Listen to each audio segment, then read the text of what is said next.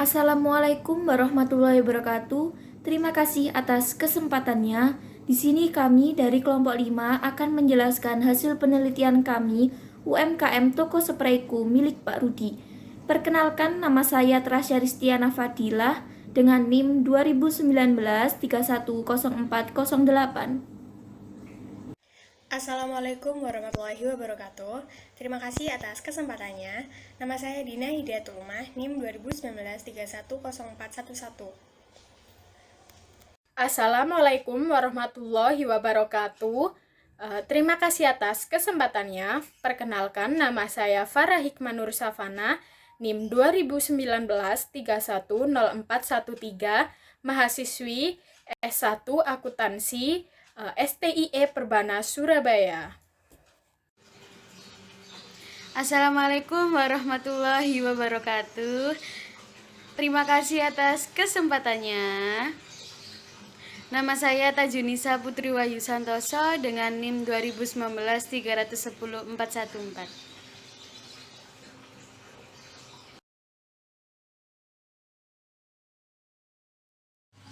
Saya di sini akan menyebutkan alur presentasi dari kelompok kami. Yang pertama ada gambaran umum perusahaan, yang kedua ada kebijakan akuntansi, yang ketiga ada siklus akuntansi, yang keempat ada neraca saldo awal, yang kelima ada jurnal umum, yang keenam ada jurnal penyesuaian, yang ketujuh ada laporan keuangan. Di situ terdiri dari laporan laba rugi, laporan ekuitas, dan laporan keuangan. Yang ke-8 ada kesimpulan. Gambaran umum UMKM Toko Sprayku milik Pak Rudi. UMKM Toko Sprayku ini berdiri sejak 4 tahun yang lalu, yaitu tepatnya pada tahun 2016. UMKM Toko Sprayku ini dikelola oleh Pak Rudi yang bermodalkan 165 juta rupiah. UMKM Toko Sprayku ini berada di Perumahan Indah, Blok P nomor 4, Kecamatan Sidoarjo, Kabupaten Sidoarjo. Selanjutnya saya akan menjelaskan tentang kebijakan akuntansi. Yang pertama ada metode pencatatan. Kelompok kami menggunakan metode basis akrual. Yang kedua ada jurnal. Kelompok kami menggunakan jurnal umum. Karena menurut kelompok kami, jurnal umum itu jurnal yang mudah untuk mencatat transaksi dalam perusahaan ini. Yang ketiga ada metode pencatatan persediaan. Kelompok kami menggunakan metode perpetual. Yang keempat ada metode perhitungan persediaan akhir. Kelompok kami menggunakan metode FIFO. Karena metode FIFO ini merupakan metode yang mencatat penilaian persediaan, di mana barang yang masuk pertama kali akan dijual terlebih dahulu. Yang kelima ada metode perhitungan depresiasi. Kelompok kami menggunakan metode garis lurus. Karena metode garis lurus ini menggunakan prinsip adanya biaya pemeliharaan dan perbaikan dalam setiap masa periodenya. Kemudian ada siklus akuntansi. Siklus akuntansi yaitu proses penyusunan suatu laporan keuangan yang dapat dipertanggungjawabkan dan diterima. Yang pertama yaitu bukti transaksi. Bukti transaksi sendiri adalah seperangkat dokumen yang berisikan rincian transaksi keuangan. Jika tidak ada transaksi keuangan, tidak akan ada bukti transaksi yang perlu dilacak. Jadi, siklus akuntansi pada penelitian kami dimulai dengan pencatatan transaksi selama bulan Mei, lalu dicatat ke dalam jurnal umum dan kemudian dibuat jurnal penyesuaian yang telah dijelaskan oleh rekan saya Farah. Lalu setelah transaksi disesuaikan akan dicatat ke dalam buku besar sesuai dengan akunnya, seperti pada akun kas yang saldo akhirnya Rp121.922.000. Kemudian ada perlengkapan yang saldo akhirnya Rp1.750.000.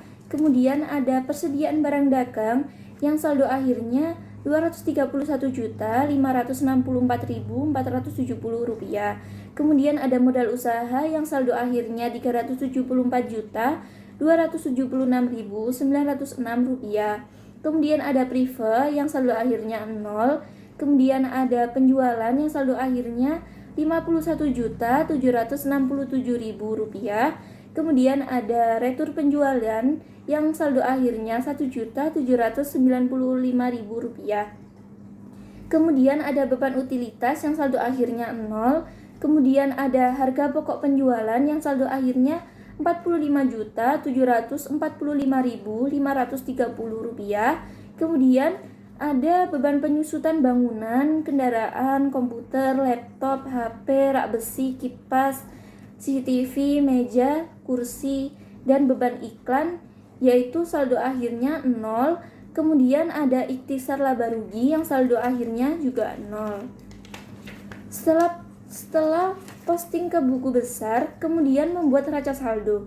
Neraca saldo memuat ringkasan dari akun transaksi beserta saldonya yang berguna sebagai dasar untuk menyiapkan laporan keuangan atau sebagai bahan evaluasi. Kemudian setelah membuat neraca saldo, kemudian membuat laporan keuangan yang terdiri dari laporan laba rugi, laporan perubahan ekuitas, dan laporan posisi keuangan. Kemudian yang terakhir membuat neraca lajur. Neraca lajur adalah suatu lembaran kertas berlajur atau berkolom yang digunakan dalam kegiatan akuntansi secara manual. Adapun kegunaan dari neraca lajur adalah untuk mempermudah penyusunan laporan keuangan.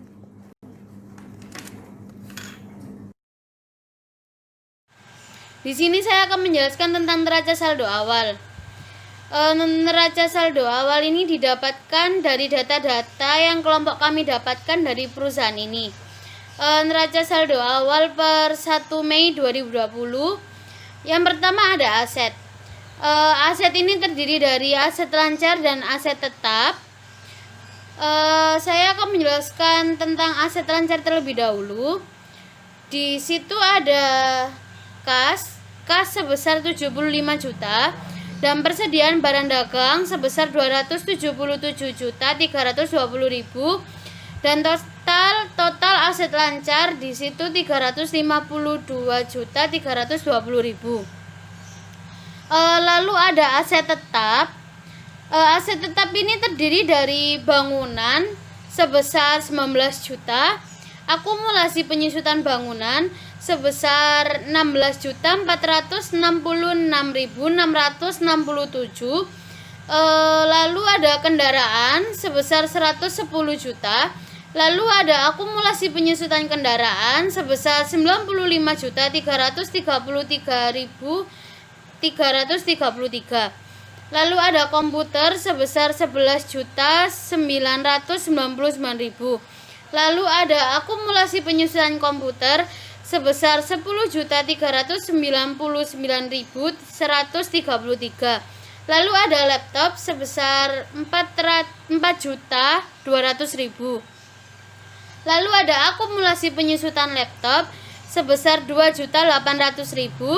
Lalu ada HP sebesar 3.900.000.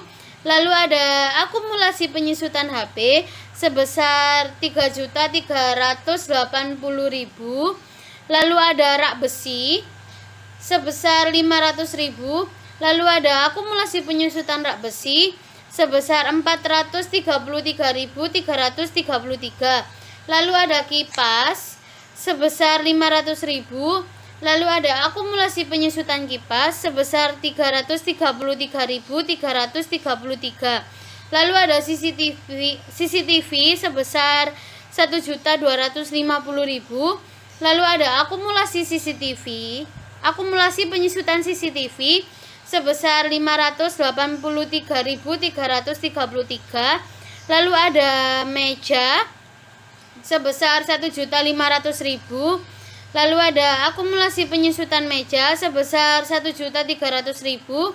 Lalu ada kursi sebesar 69.000. Lalu ada akumulasi penyusutan kursi sebesar 59.800. Jadi total aset tetap 21.829.068 rupiah. Di sini total aset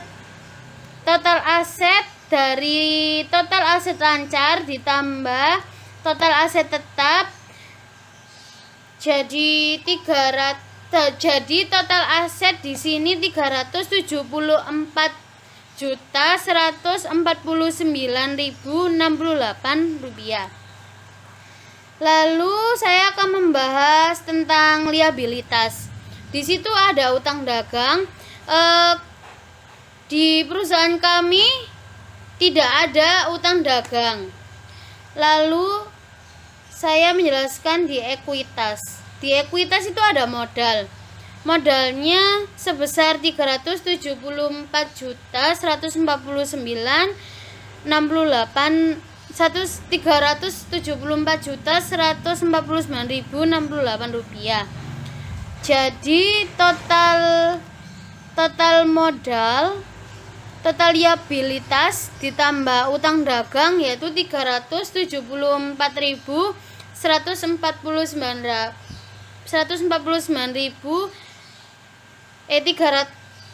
total liabilitas sama total utang dagang 374.149.068 rupiah.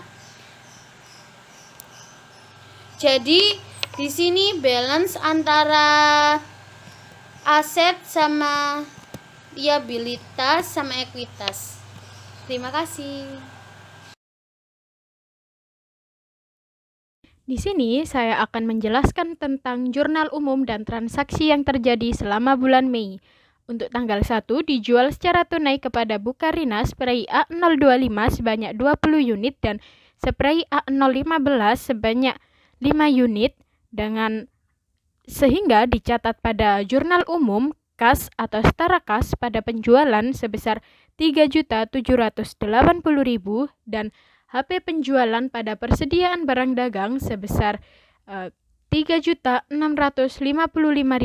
Lalu pada tanggal 3 Mei, toko sprayku ini menerima retur dari Bukarina sebanyak 5 unit spray A025 karena jahitan yang rusak, sehingga dicatat pada jurnal umum retur penjualan pada kas atau setara kas sebesar 730.000 dan persediaan barang dagang pada HP penjualan sebesar 705.000. Lalu selanjutnya pada tanggal 4 Mei dibeli perlengkapan toko sebesar 250.000 sehingga dicatat pada jurnal umum perlengkapan pada setara kas sebesar 250.000.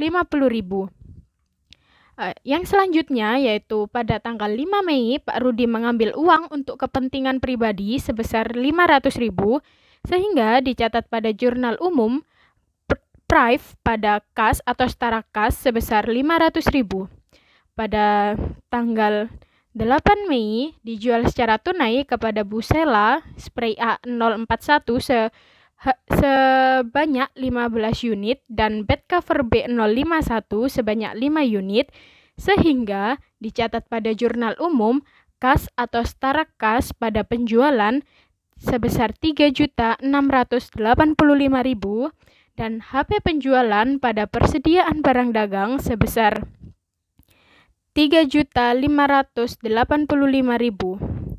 Yang selanjutnya, pada tanggal 9 Mei dijual secara tunai kepada Pak Yanto spray A011 sebanyak 15 unit dan spray A031 sebanyak 12 unit serta bed cover B021 sebanyak 3 unit sehingga dicatat pada jurnal umum kas atau setara kas pada penjualan sebesar 3.540.000 dan HP penjualan pada persediaan barang dagang sebesar 3.402.000.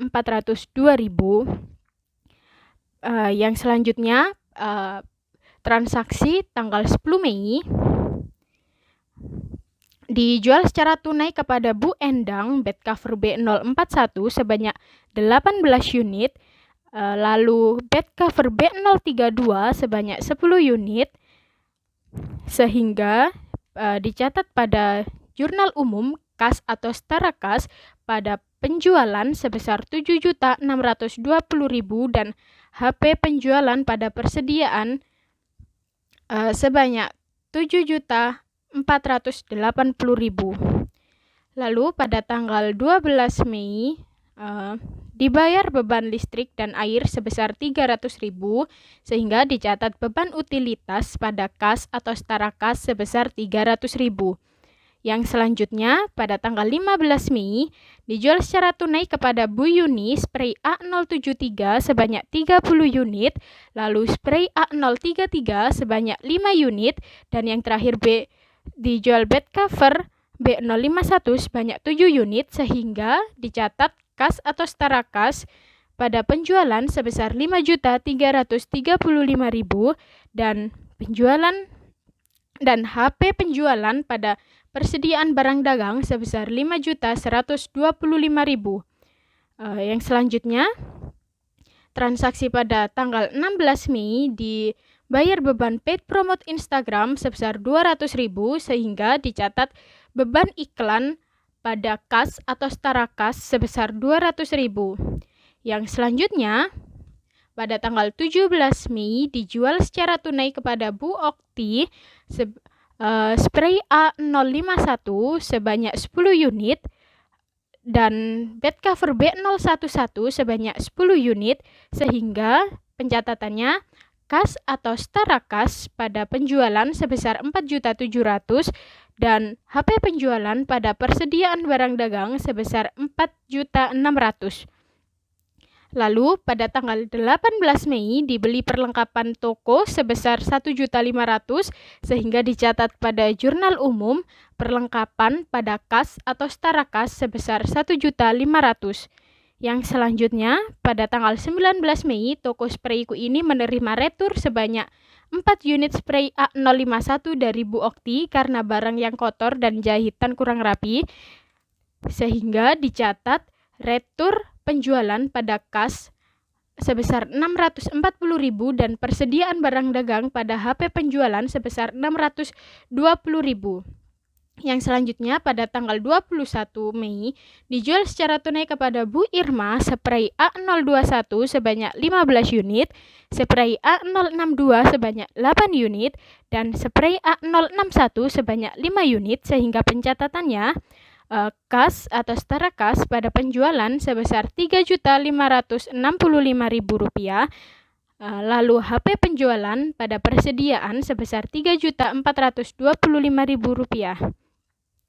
Selanjutnya pada tanggal 23 Mei dijual secara tunai kepada Bu Luki bed cover B061 sebanyak 10 unit dan bed cover B031 sebanyak 15 unit sehingga dicatat kas atau setara kas pada penjualan Rp8.325.000 dan HP penjualan pada persediaan barang dagang sebesar Rp8.200.000. Transaksi selanjutnya pada tanggal 24 Mei dibayar beban pemakaian WiFi sebesar Rp300.000 sehingga dicatat beban utilitas pada kas atau setara kas sebesar Rp300.000.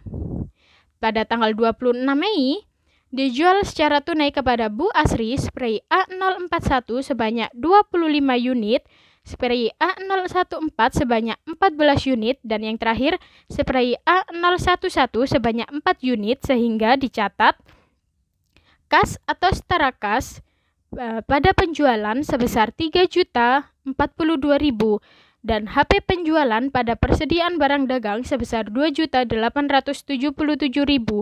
Lalu pada tanggal 27 Mei dijual secara tunai kepada Bu Joko spray A071 sebanyak 10 unit sehingga pencatatannya kas atau setara kas pada penjualan sebesar Rp850.000 dan HP penjualan pada persediaan barang dagang sebesar Rp800.000.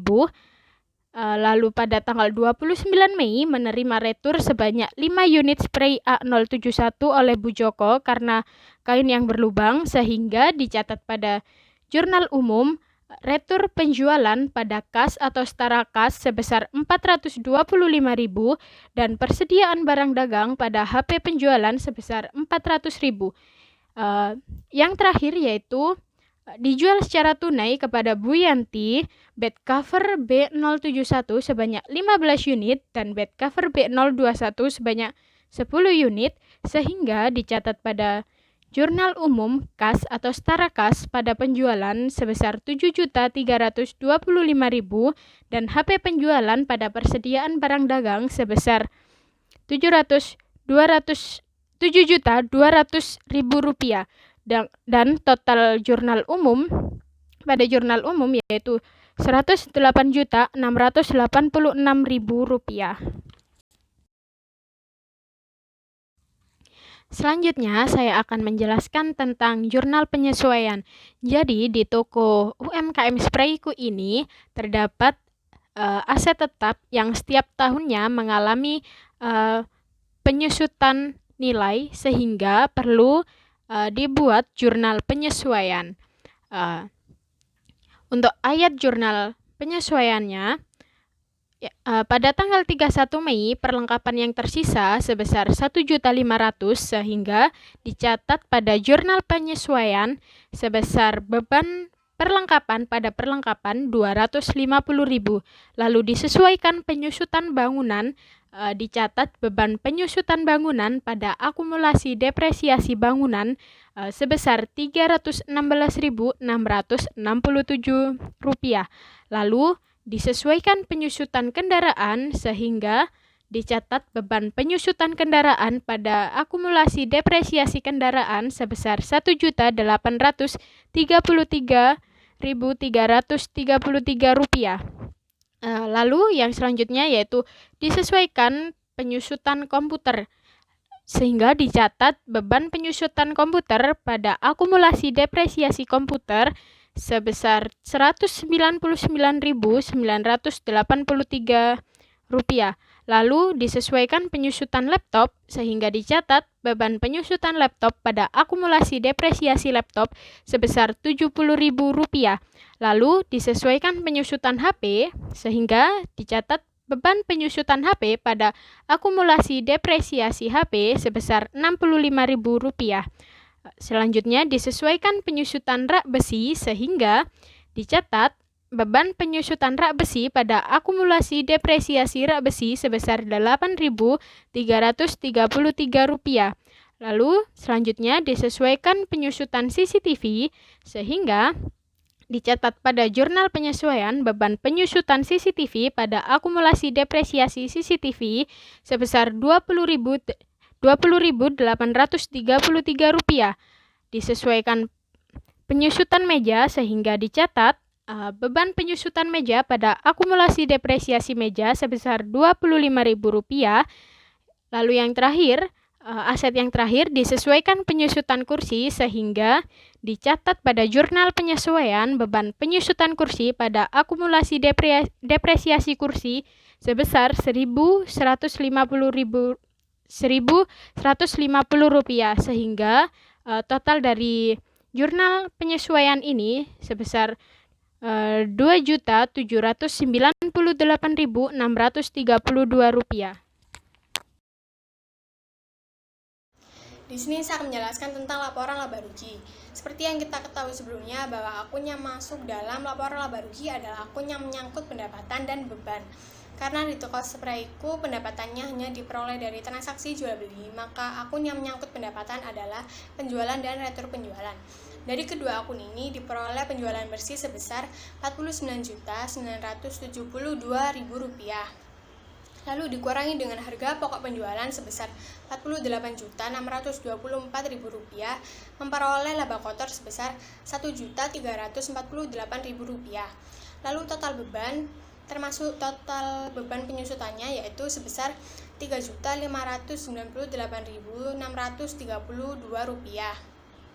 Karena total beban lebih besar daripada laba kotor yang diperoleh, maka toko Sprayku mengalami kerugian yaitu sebesar Rp2.250.632.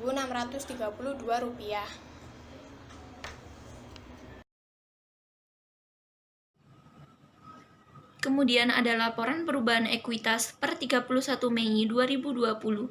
Terdapat modal awal sebesar Rp374.149.068. Kemudian terdapat rugi bersih sebesar Rp2.250.632. Kemudian terdapat prive sebesar Rp500.000.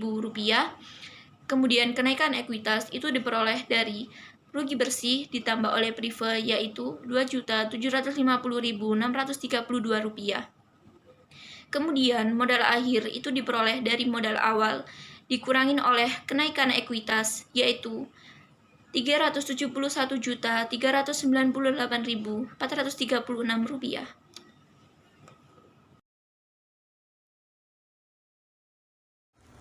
Selanjutnya adalah laporan posisi keuangan. Dalam laporan posisi keuangan terdapat 3 bagian yaitu aset, liabilitas, dan ekuitas. Yang pertama adalah aset. Aset sendiri dibagi menjadi 2 yaitu aset lancar dan aset tetap. Aset lancar terdiri dari kas, persediaan barang dagang, dan perlengkapan memperoleh jumlah sebesar Rp352.118.000. Lalu aset tetap seperti bangunan, kendaraan, laptop, komputer, dan lain-lain beserta dengan akumulasi depresiasi dari masing-masing aset tetap yaitu sebesar Rp19.280.436 sehingga total aset keseluruhan yaitu sebesar Rp371.398.436. Lalu yang kedua adalah liabilitas. Dikarenakan pada periode bulan Mei, toko sprayku tidak memiliki hutang gaji maupun hutang dagang, maka total liabilitasnya adalah 0. Lalu yang ketiga, ekuitas. Ekuitas terdiri dari modal usaha yang diperoleh dari laporan sebelumnya, yaitu laporan perubahan ekuitas sebesar Rp371.398.436. Sehingga total liabilitas ditambah ekuitas yaitu sebesar Rp371.398.436. Yang terakhir yaitu kesimpulan.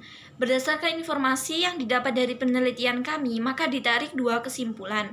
Yang pertama yaitu sebagai pelaku UMKM, Pak Rudi telah paham terhadap akuntansi dari segi pemahaman terhadap dasar-dasar akuntansi. Dan terhadap akuntansi berdasarkan pada standar akuntansi entitas mikro kecil dan menengah atau SAKE-MKM, memahami perlakuan akuntansi yang berdasarkan pada SAKE-MKM.